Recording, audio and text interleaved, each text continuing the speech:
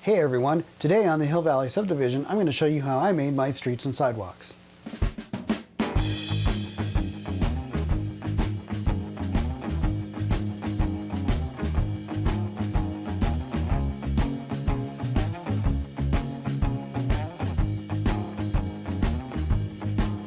Hey everyone, welcome back to the Valley Subdivision. I'm Doug. Today I'd like to do a quick tutorial on how I made streets and sidewalks here on my model railroad. Now I've developed some tools that I 3D modeled and 3D printed to make this job a little easier and a little faster, and I'm going to post a link in the description to those tools so that you can download those tools, print them on your own 3D printer, and use them on your model railroad to make your streets and sidewalks. Now I have decided to use .030 styrene plastic for my streets and sidewalks on my model railroad, and there are a few reasons for this. One, it's a lot less mess and a lot easier to work with than some of the other methods like using plaster or something like that, and it's faster. And along with that, .03 inch scales up in end scale to about 4.8 inches tall, which a real curb is between 5 and 6 inches, and that's the closest common thickness styrene that I could find to use. Now if you'd like to use a thicker gauge of styrene to make your curb so that maybe you've got a little more definition, that should be fine. These tools should still work with those just fine. So let's jump over to the layout and take a look at some of the curbs and sidewalks that I've already finished, and then we'll jump into the tutorial on how to use the tools to make your streets and sidewalks.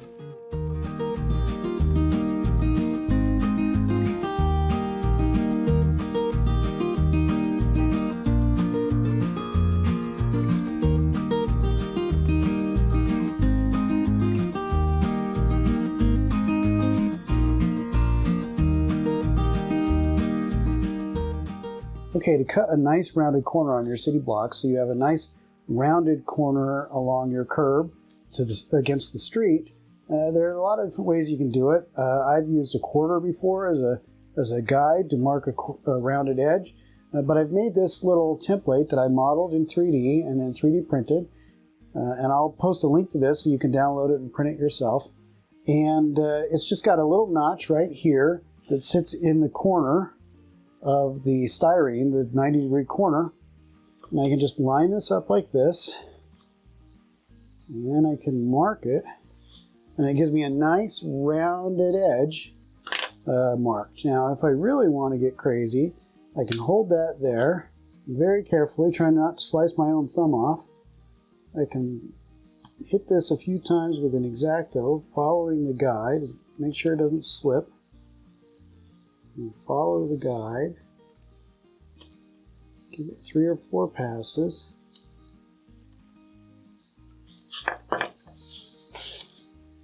and then you can just snap that off, and then take a small file like this right here and just clean it up a little bit. And that gives you a nice rounded corner on your city blocks.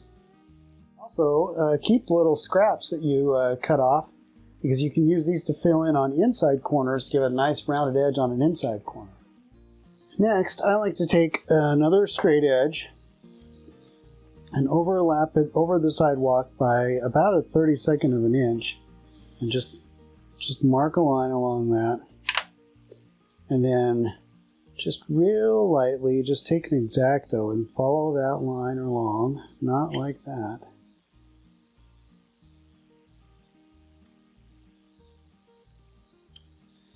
And that gives you the edge where the curb would be and the sidewalk would start.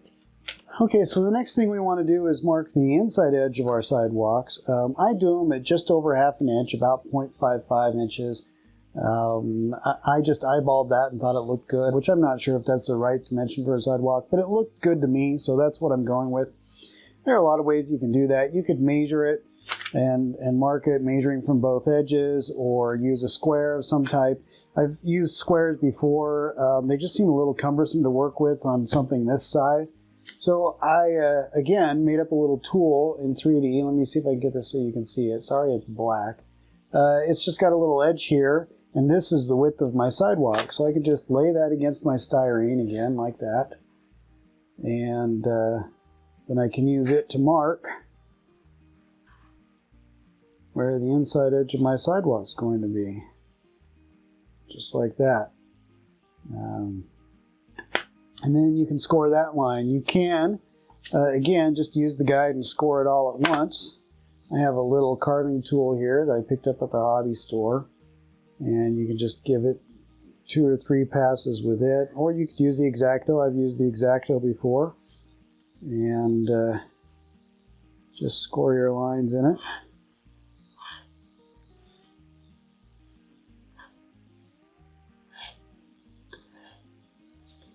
And it gives you your nice scored line for the inside edge of your sidewalk.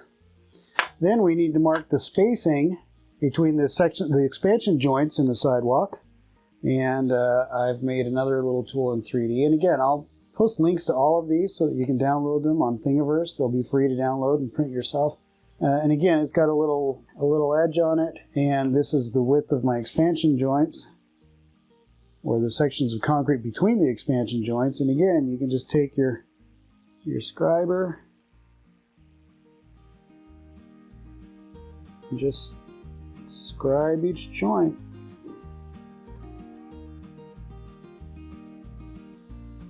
You can't see that one. I have my old blind man glasses on tonight, so anyway, that gives you the idea. That'll score your expansion joint lines. I don't know how well you can see that. Let me see if I can get that to focus.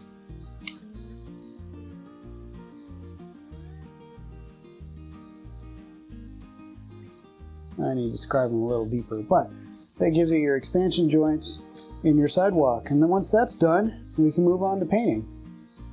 Okay, now I've got my sidewalks painted, and I'm going to place them where I want them on the base layer of styrene, which forms the streets. And to make it a little easier to get the spacing right between the curbs to get your street widths, I've made another tool that I've 3D printed, and this will be available to download and print yourself along with my others for free. And this is just a little spacer, and I've actually got it marked with parking or no parking. And what that means is if I use this one, that gives me a street that's wide enough, I grab a couple of cars here, that I can have some parallel parking along the sides as well as space in between. It comes out to about 33, 34 scale feet. Or if I want a two-lane street that does not have space for parallel parking, I turn it the other direction, and that gives me a 2-lane street that doesn't have space for parallel parking. I'm going to start here at the front of the layout because I want it to align with the front of the bench work. So I'm going to place that one, and I will just tape it in place.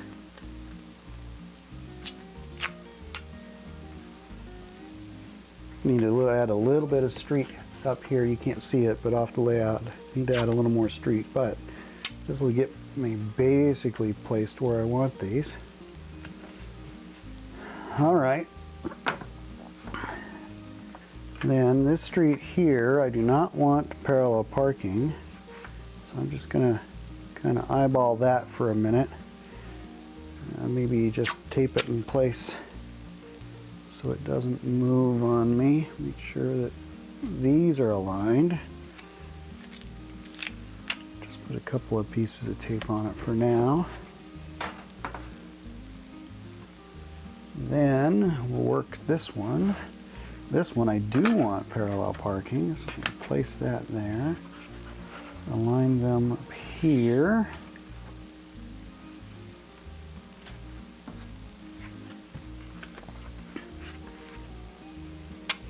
Again, just a couple pieces of tape just to kind of hold it in place.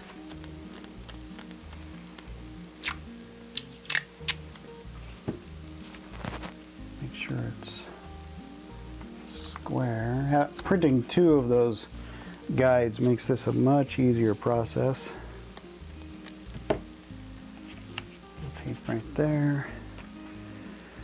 Then this side I do want space for parallel parking. I'll just pull this one over here. Tape that one in place. And there we go. That's our basic spacing for the streets. And now I will outline them with a pencil so that I know where they are, and then I can pull them up, put the glue down, and then glue them in place. I'll use the spacers again when I glue them down just to make sure I get everything square and evenly spaced again. But that's the basic idea. These are the structures I have built so far. Put that one there. So that's how you use the spacer tool. Well, there you go. That's how I make streets and sidewalks here on my model railroad.